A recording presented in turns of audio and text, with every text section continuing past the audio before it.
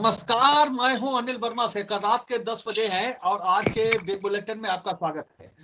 आज भारतीय जनता पार्टी का पक्ष रखेंगे पार्टी के नगर अध्यक्ष विकास पांडे और पार्टी के वरिष्ठ नेता गोपाल कमालगंज से जुड़ रहे हैं। कांग्रेस से रवि सुवेदी जी हैं, कांग्रेस शहर कांग्रेस कमेटी के पूर्व उपाध्यक्ष हैं, वरिष्ठ अधिवक्ता हैं, वरिष्ठ कांग्रेस के नेता हैं। और पीसीसी के सदस्य कन्नौज से विवेक नारायण मिश्रा जी जुड़ रहे हैं आज के इस पैनल में। समाजवादी पार्टी से कायमगंज विधानसभा क्षेत्र के अध्यक्ष नया पद मिला है अनिल गंगवार जी को, नई घोषणा है। आज हम लोग बधाई भी दे रहे हैं। अब अनिल गंगवार जी कायमगंज विधानसभा क्षेत्र के अध्यक्ष हो रहे हैं। आज हम लोग शुभकामनाएं बधाई भी दे रहे हैं। और साजिद अली साहब जी दोबारा से अल्पसंख्यक सभा के जिला अध्यक्ष हो गए हैं। तो ये समाजवादी पार्टी में हम लोगों के साथ जो बिग बुलेटिन जुड़ते हैं उन्हें उनकी पुनः ताजपोशी हो गई है। अनिल गंगवार जी को नया पद मिला है। राम मंदिर निर्माण के बाद से भारतीय जनता पार्टी निरंतर हिंदू कार्ड खेल रही है। समर्पण निधि अभियान चल रहा है, कई तरीके की चीजें हैं। उसको लेकर के कांग्रेस भी जवाबी कार्यक्रम चलाती रही है। और ये लग रहा है कि कांग्रेस की जो 2022 की लड़ाई है उसमें मुकाबले के लिए सॉफ्ट हिंदुत्व की लड़ाई पर, सॉफ्ट हिंदुत्व की राह पर चल पड़ी है। खासतौर से कल मौनी अमावस्या के दिन प्रियंका गांधी ने जिस तरह से संगम में डुबकी लगाई, सारी चीजें, बहुत सी चीजें उसमें देखने लायक थी। हिंदू रीति रिवाज के अनुसार जो रुद्राक्ष की माला थी वो हाथ में थी और कई चीजें थी। दूसरे जो प्रोटोकॉल को तोड़ कर उन्होंने आम लोगों के बीच में स्नान करने की बात की, पूजा पाठ किया। तो ये सारी चीजें हैं। उसके बाद में शंकराचार्य जी, स्वामी स्वरूपानंद जी से उनकी भेंट हुई है। और बात का है कि राजनीति, हालांकि उन्होंने इस पूरे अपने इस यात्रा को राजनीतिक रूप खुद नहीं दिया।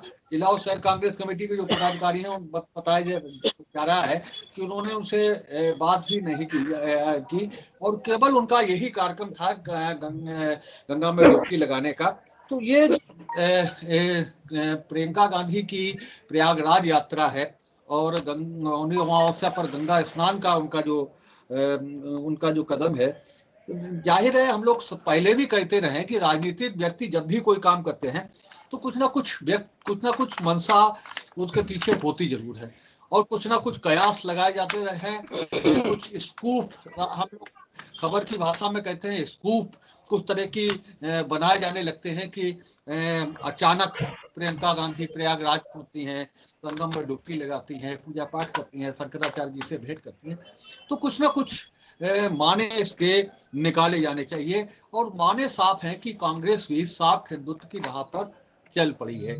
विकास पांडे जी, क्या लग रहा है कि ये सब जो है प्रियंका जी का मामला, क्या लग रहा है कि क्या राजनीति का कोई नया अध्याय है, नया चैप्टर है या सामान्य गंगा स्नान है?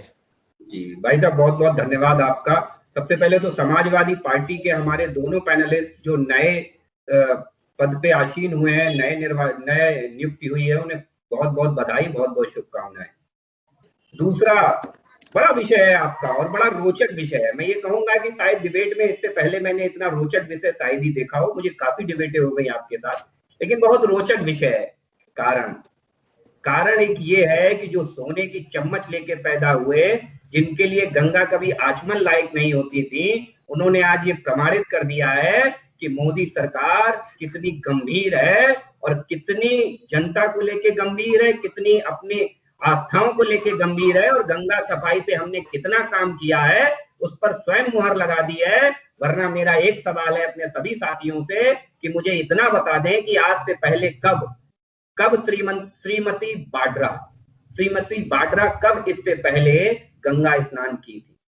केवल मैं इतना जानना चाहता हूं कि इससे पहले कब गांधी परिवार से राहुल जी ने या प्रियंका जी ने कब इससे पहले गंगा स्नान किया था। ये स्पष्ट हो चुका है कि हमने जो गंगा सफाई का कार्यक्रम चलाया था वो फलीभूत हुआ है और अब गंगा इतनी निर्मल हो गई है कि अब कोई भी जाकर के उसमें नहाए। जैसे हमारे यहाँ कहावत है कि गंगा नहाने से पाप धुल जाते हैं, तो गंगा आज इतनी साफ है कि उसमें नहाने से आदमियों को पुण्य की प्राप्ति होगी और आगे आप समझ सकते हैं। दूसरा, देखिए बिल्कुल स्पष्ट है, निश्चित तौर पर ये एक प्रोपोगंडा है।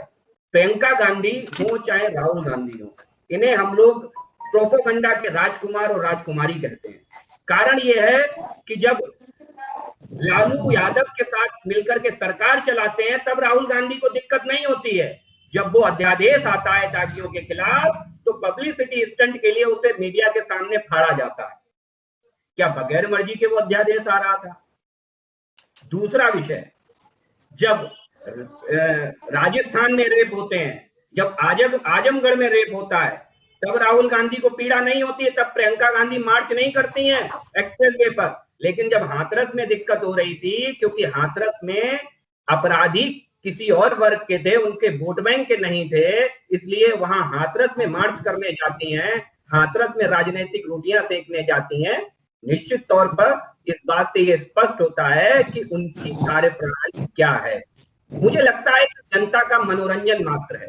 जनता भी समझ रही है, जनता बहुत समझदार हो चुकी है। आज भारत की जनता निश्चित तौर पर बहुत समझदार हो चुकी है। ये राजनीतिक ड्रामेबाजी है, राजनीतिक नौटंकी है। कि याद होगा कि जब श्रीमती वाड्रा, आप ये समझिए कि हमारे हिंदू संस्कृति में है कि हम जब जिससे शादी करते हैं उसका सरनेम हो जाता है। लेकिन आज भी राजनीतिक मजबूरी है कि प्रियंका जी गांधी बनी रहना चाहती हैं, वाड्रा नहीं होना चाहती हैं। ये कैसा दिखावा है। केरल में वोट मांगने जाती हैं तो क्रिश्चियन का साइन गले में पड़ा होता है, और जब गंगा स्नान करने जाती हैं तो हाथ में रुद्राक्ष की माला होती है।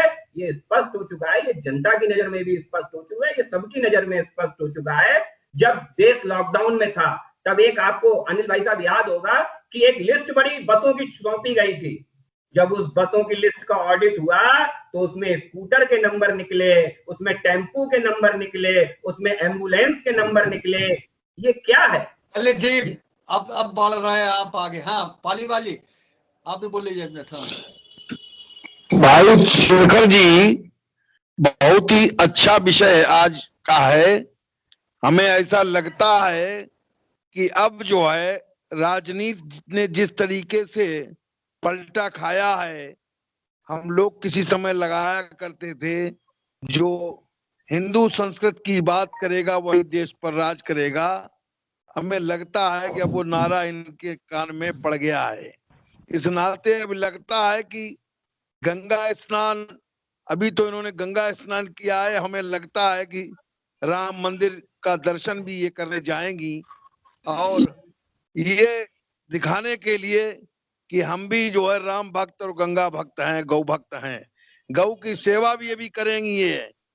और जनता सब जान चुकी है कि अभी तक तुमने जो कुछ किया है वो सब तुम्हारे सामने, तुम फसल काट रही हो। ऐसा प्रतीत होता है कि ये अब इनका छलावा जो है ये जनता समझ चुकी थी। अब इनके छलावे में कोई आने वाला नहीं। अनिल गंगवार, शेखर भाई, मेरी समझ से तो गंगा एक पवित्र स्थान है और सभी हिंदुओं का आस्था का केंद्र बिंदु है। और जो राजनीति है जिसे सियासत कहते हैं, मेरी समझ से तो पूरी सियासत को ही एक बार गंगा में डुबकी लगा के पवित्र होना चाहिए। और वास्तव में राजनीति करने वालों को भी थोड़ा सा बदलाव करने की आवश्यकता रह गई है। कोई किसी, चाहे वो गंगा में डुबकी लगा ले या कहीं कोई गाय की बात कर ले, मंदिर की बात हो जाए, लेकिन जो गाइडलाइन है सियासत की वो अभी सही दिशा में नहीं जा पा रही है। कहीं न कहीं हर जगह मैं ये देखता हूं कि जो भी सियासत होती है, चाहे कोई भी दल हो, वो ये सोचता है कि मैं ये काम करूंगा इससे मुझे क्या फायदा होगा। और जब, क्योंकि ये वोट की राजनीति है, छोटे स्तर पर गांव में ले लो, चाहे कोई कब्जा करे, चाहे कोई तालाब कब्जा कर ले, लेकिन प्रधान जो है उससे नहीं कहता कि भैया ये सड़क पे तुम भैंस क्यों बांध रहे हो या तुम तालाब भर के मकान क्यों बना रहे हो, क्यों? उसे वोट चाहिए। इसलिए जैसे जब उन्हें लगा कि वैसे तो भाई उनका वो इलाहाबाद जो है, प्रयागराज उनका घर है, और इससे पहले भी उन लोगों ने इसमें गंगा स्नान किया, लेकिन अगर की दृष्टिकोण से गई तो गलत है। अगर वास्तव में संगम में स्नान करने गई तो अच्छी बात है। साजिद भाई, साजिद अली जी अनिल जी, आवाज जी बंद हो गई आपकी थी ना। जी शेखर जी, सबसे पहले मैं अनिल भाई को मुबारकबाद देता हूं और सभी अपने साथियों का धन्यवाद करता हूं। और आज का जो विषय आपने चुना है वो बहुत ही अच्छा विषय है कि प्रियंका गांधी जी, या उन्हें प्रियंका वाड्रा कहें, जो आज एक ऐसी नगरी में उन्होंने कल संगम में डुबकी लगाई है जहां पे हम लोग कहते हैं गंगा जमुना सरस्वती का मिलाप होता है, और उस मिलाप में उन्होंने अपने को पवित्र किया है। और हर इंसान संगम में कुंभ के मेले में डुबकी लगाने जाता है, और उन्होंने जो सीख दी है, और उन्होंने यूपी में आने से पहले ही हमने देखा है और सभी लोगों ने देखा है कि उन्होंने अपनी यात्रा भी गंगा के किनारे किनारे ही की थी। पर उनका ऐसा लगता है कि गंगा से कुछ ज्यादा लगाव हो रहा है। और जो साथी हैं हमारे, पता नहीं क्या बात है, अगर कोई धर्म का काम कर रहा है तो अपने को संगम नगरी ले जा रहा है तो उसे ले जाने दो, वो उनका काम है कि संगम नगरी में जाकर वो कितने अपने को वहां पे फिट करना चाहती हैं। और रही बात कि जो अभी हमारे भाई साहब कह रहे थे कि हिंदू धर्म, हिंदू धर्म नहीं है भाई साहब, सनातन धर्म कहते हैं, जो हमने भी सुना है, पढ़ा है। और सनातन धर्म वास्तविकता में वो धर्म है जो गंगा तट पे 1 महीने का कल्पवास करता है और अपने को पाक साफ करता है। उसी गंगा में हम लोग भी वजू बना के नमाज पढ़ते हैं और वो पानी हम लोग पवित्र मानते हैं। गंगा का पानी वास्तविकता में पवित्र है। और बात आती है, अभी हमारे भाई साहब कह रहे थे गौ सेवा की। गौ सेवा जो है, आपकी सरकार गौ सेवा के लिए कदम उठा रही है, लेकिन भाई साहब आपको बता देना चाहें, मैं विषय भी चल रहा हूँ भाई साहब, जो अभी कहा था उस विषय को थोड़ा मैं कहना चाह रहा हूँ शेखर जी कि गौ सेवा वास्तविकता में हो रही है, लेकिन गौ सेवा उतनी ही हो रही है और उतनी ही देखने को मिल रही है। भाई साहब आप सब लोग देख सकते हैं कि जब तक हमारी गाय जो दूध देती है तब तक तो हम उसकी सेवा करते हैं, दूध देने के बाद उसे छोड़ देते हैं, फिर वो इस तरीके से बिछड़ती है, उसको ना चारा मिलता है ना पानी मिलता है। उसके के लिए भी आप व्यवस्था कराएं। और वास्तविकता में अगर सेवा करना चाहते हैं तो प्रियंका गांधी जिस राय से चल रही हैं उनसे भी थोड़ा सीखें कि वास्तविकता में क्या वो राय सही है या राजनीतिक राय है। ये उनका मैटर है कि अपने घर पे गई हैं, गंगा नहान किया है। सभी लोगों को नमस्कार। ये साहब बात भविष्य पर संगम में प्रियंका गांधी के स्नान करने को लेकर जो आज डिबेट हो रही है, हमारे भाई लोग उस डिबेट से हट जाते हैं और डिबेट से हट के अलग चल करने लगते हैं। ये चीज, पहली बात तो ये कि ये बहुत गलत बात है। जिस विषय पर डिबेट हो रही है उसी पे करनी चाहिए बात। जहां तक गंगा की स्वच्छता का है और उस स्वच्छता के बाद प्रियंका गांधी का वहां पे नहाने का है, तो हम सभी यहाँ फरकाबाद में रहते हैं, हमें मालूम है कि फरकाबाद में गंगा जी कितनी स्वच्छ कर रखी हैं। यहाँ का जो प्रशासन है सब नाले गंगा जी में घूम रहे हैं, घुस रहे हैं। इनको प्रशासन को किसी को कुछ दिखाया नहीं पड़ रहा है। ये आज भी नाले जो हैं वो गंगा जी में जा रहे हैं।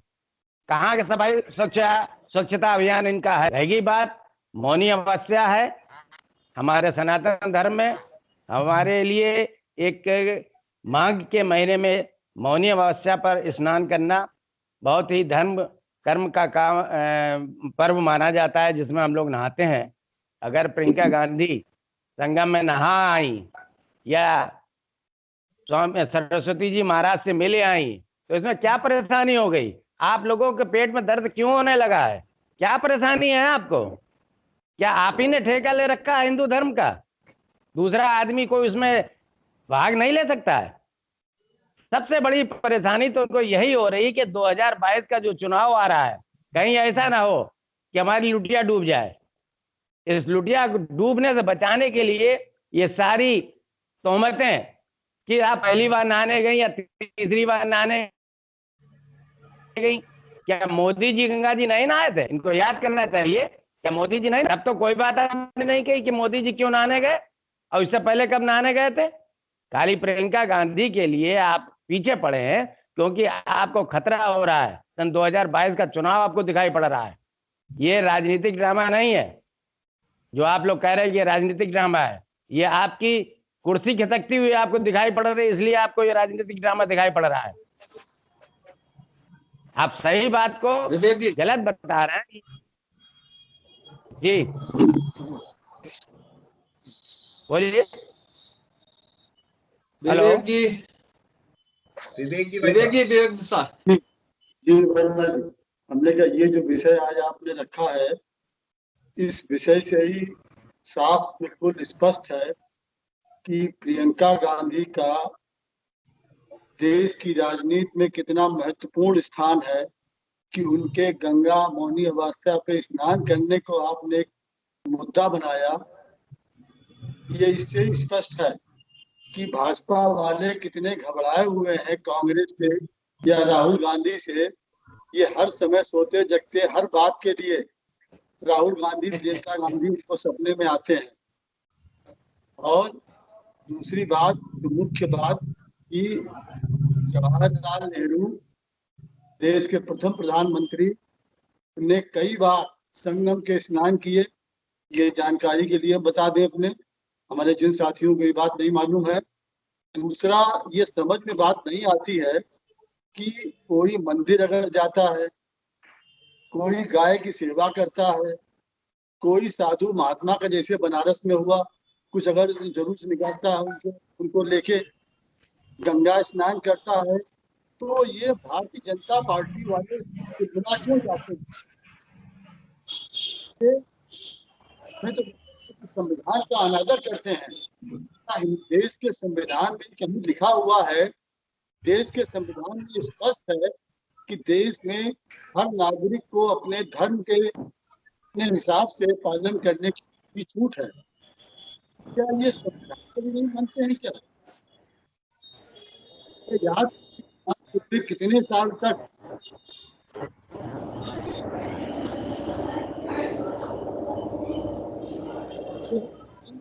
धर्म को, हिंदुत्व के चुनाव आ रहे हैं या हिंदुत्व को केवल अपना ठेका मानते हैं। दूसरा, अगर कोई गंगा स्नान करे तो क्या इनसे पूछ के जाए गंगा स्नान करने के लिए कि हमने आज तक नहीं नहाया? अगर ये हिंदू धर्म के ठेकेदार हैं तो सनातन धर्म में कहा गया है जब जगे तब सवेरा। हमें जब से, हम तो ज्ञान आए और हिंदुत्व की बात करते हैं कि अगर कोई गंगा नहा रहा है, कोई मंदिर जा रहा है, चलो इसके पहले नहीं भी गए, मान ली बात आपकी, अब आप कर रहे हैं तो उसमें क्या आपत्ति है? अगर आप हिंदू हैं, हिंदुत्व की बात करते हैं। हमने जब समझ आई सवेरा मान लिया, जब हमको ज्ञान आया तब हमने कर लिया। मोदी जी ने कुंभ में स्नान किया, कांग्रेस ने कभी सवाल नहीं उठाए कि वो अपने पाप धोने के लिए गंगा जी स्नान करने आए, या योगी जी अपने पाप धोने के लिए गंगा जी स्नान करने आए। पूरे देश को मालूम है, एनजीटी बार बार कह रही है, सुप्रीम कोर्ट बार बार आपको फटकार रहा है कि आज 6 सालों में गंगा जी का प्रदूषण का स्तर 4% बढ़ गया है।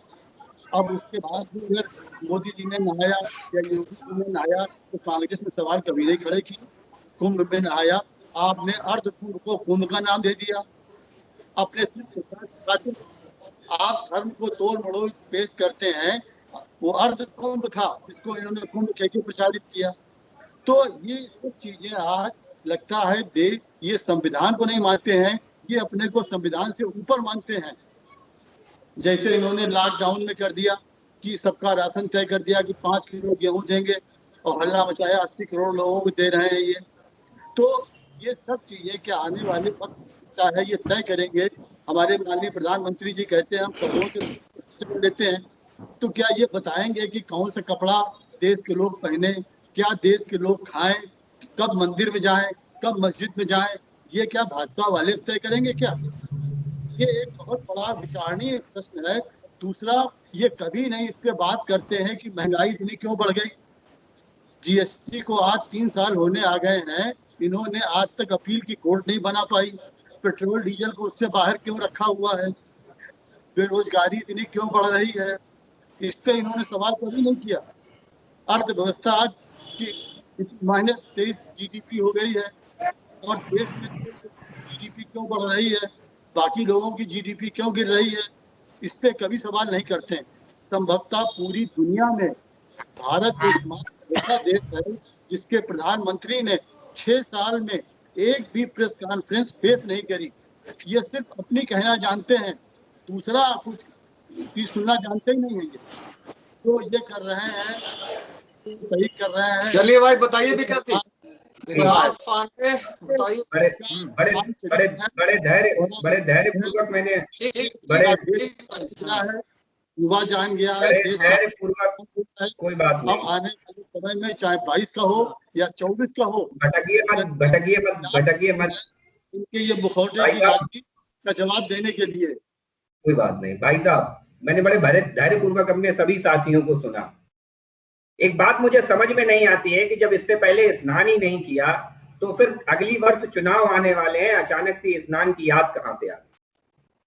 मैं हमेशा से कहता हूं कि जो निम्न वर्ग से हाथ मिलाने के बाद अपने वॉशरूम में जाकर के, आपको याद होगा वो किस्सा, निम्न वर्ग के लोग जब अपने निम्न वर्ग के लोगों से हाथ मिलाते हैं और अपने वॉशरूम में जाके हाथ साफ करते हैं, वो गंगा में जाके आचमन कर रहे हैं और स्नान कर रहे हैं, तो ये स्पष्ट दर्शाता है कि गंगा आज कितनी निर्मल हुई है, कितनी साफ हुई है। वरना 70 साल में केवल नेहरू जी के बाद दूसरा नाम हमारे विवेक भाई साहब को याद नहीं आया कांग्रेस से जिसने गंगा स्नान किया हो। केवल और केवल नेहरू जी याद आए गंगा स्नान के नाम पर। ये स्पष्ट दर्शाता है कि ये स्वयं स्वीकार कर रहे हैं कि हम कितने बड़े ढोंगी हैं, हम कितने बड़े सत्ता लोलुप्तु हैं कि जब चुनाव आने वाले हैं तो हम गंगा स्नान भी करेंगे, हम डुगडुगी भी बजाएंगे, हम राम के नाम पे लोगों को भ्रमित भी करने का काम करेंगे। अभी देखिए, आगे आगे देखिए होता है क्या। मैं चंद 2 बातें कहता हूं। ये हमेशा से भाई साहब जो है वो आरोप लगाते हैं, मैं केवल एक शब्द कहूंगा कि एक मिनट रुकिएगा। मत पूछ के क्या रंग है मेरा तेरे आगे, ये देख के क्या हाल है तेरा मेरे आगे। तो स्थिति देखिए कि भाजपा तो हिंदू, तो हम तो गंगा में गाय बगाए स्नान कर लेते हैं। हमारे लिए कोई गंगा स्नान राजनीतिक एजेंडा नहीं है, हमारे लिए आस्था का प्रश्न है। हमारे लिए भगवान राम काल्पनिक नहीं है, हमारे लिए भगवान राम 100 करोड़ हिंदुओं की आस्था का प्रश्न है। जगत के कर्ता धर्ता है भगवान श्री राम। हमारे लिए मर्यादा पुरुषोत्तम भगवान राम है, हमारे लिए काल्पनिक नहीं है। इसीलिए जब किसी पापी के मुंह से जब राम निकलता है तो पूरी दुनिया देखती है कि अरे साहब किसने राम बोला।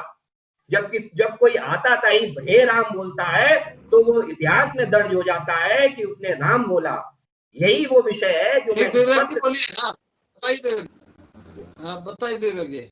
बताइए बोलिए विवेक जी। हाँ देखिए, ये एक विषय में छोटा सा और रख दूं, मैं एक जवाब और चाहूंगा, बस एक छोटा सा जवाब। एक जवाब हमेशा से मैं कहता हूं, एक छोटा सा प्रश्न मेरा छूट रहा है, मैं भूल गया, माफी चाहता हूं बीच में रोकने के लिए। एक छोटा सा प्रश्न, ये हमेशा कहते हैं, मैंने हमेशा से कहा है कि कांग्रेस अपने पूर्वजों के किए हुए कामों पर वोट मांगती है, कांग्रेस गांधी जी के नाम पर वोट मांगती है। ये वाड्रा कांग्रेस है, ये नेहरू जी के गंगा स्नान को आज मुद्दा बना रही है। इनके पास राहुल जी के गंगा स्नान का कोई मुद्दा नहीं है, इनके पास सोनिया जी के गंगा स्नान का कोई मुद्दा नहीं है, इनके पास प्रियंका वाड्रा, ये वाड्रा कांग्रेस जो है ना, ये उसका मुद्दा नहीं है इनके पास। इनके पास अगर है मुद्दा तो पूर्व के लोगों के किए हुए कामों का मुद्दा है। धन्यवाद। बोलिए विवेक जी बोलिए। देखिए, ये भारतीय जनता पार्टी के लोग बहुत सामंती स्वभाव के हैं, इनको पसंद नहीं है, ना गरीब इनको पसंद है, ना दूसरे को ये हिंदू मानते हैं।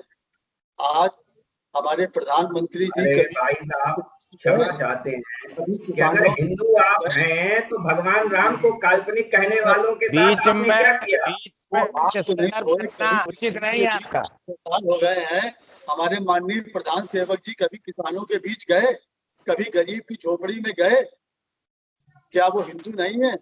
हम कहते हैं हिंदू की झोपड़ी में आप गए होते, किसान भी हिंदू है, क्या हमारे प्रधान सेवक जी या योगी जी कभी किसानों के, गरीबों के बीच में गए? हजारों हजार किसान विदर्भ में आत्महत्या कर लिए साहब, हजारों हजार किसान विदर्भ में आत्महत्या कर लिए। 24 किसान मार दिए थे आपकी कांग्रेस, मध्य प्रदेश की कांग्रेस सरकार ने, केवल किस लिए कि वो मुआवजा मांग रहे थे। उन निहत्थे किसानों पर गोलियां बरसा दी थी आपकी कांग्रेस सरकार ने मध्य प्रदेश में। तो कांग्रेस के हितैषी बनने का ढोंग मत करिए साहब, नहीं बनाते हैं, ये महंगाई का मुद्दा बनाए। कांग्रेस के हितैषी बनने का ढोंग ना हो तो ज्यादा बेहतर है। दाम कम है, किसान के हितैषी बनने का ढोंग ना हो। जीएसटी के बाहर डीजल पेट्रोल भाई साहब अभी प्रियंका जी पे डिबेट कर लीजिएगा, किसी दिन जीएसटी पे अनिल भैया आप दोबारा डिबेट करवा लीजिएगा। हमें कोई ऐतराज नहीं है कि जो सबसे पहले सर्विस टैक्स लेके आए वो आज जीएसटी पे रोना रो रहे हैं, जिनकी जीएसटी जिनके में पहले नंबर पे था, आज जीएसटी से उन्हें तकलीफ है, आज जीएसटी उनके लिए मुद्दा है। जीएसटी पे बाद में डिबेट कर लीजिएगा। 6 साल में बेच रहे हैं बराबर। परिवारवाद कांग्रेस का धर्म है, परिवारवाद कांग्रेस की पूंजी है। अपने आप अपना श्रेय ले रहे हैं ये, लेकिन आज ये वो लोग हैं। भाई साहब आपके पास तो श्रेय लेने के लिए कुछ है ही नहीं, तभी तो आप नेहरू जी के कामों का श्रेय ले रहे हैं। नेहरू जी ने गंगा नहाई, आप उसका श्रेय ले रहे हैं। आपके राहुल जी ने, आपकी प्रियंका वाड्रा जी ने गंगा नहाई नहीं करना जानते हैं ना।